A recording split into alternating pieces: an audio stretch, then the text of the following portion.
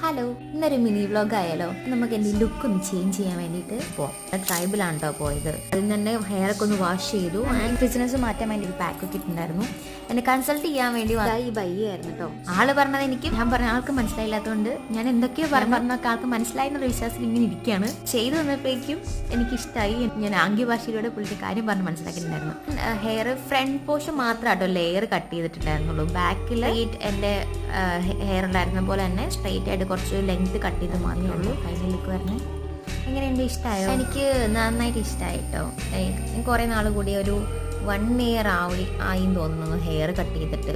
Length മാത്രം കുറച്ച് cut ചെയ്ത് പോകാറുള്ളൂ. എൻ്റെ കൂടെ വീണ ഉണ്ടായിരുന്നു. വീണാജി ഹെയർ കളർ ചെയ്യാൻ വേണ്ടിയിട്ട് വന്നിരിക്കുന്നുണ്ട്.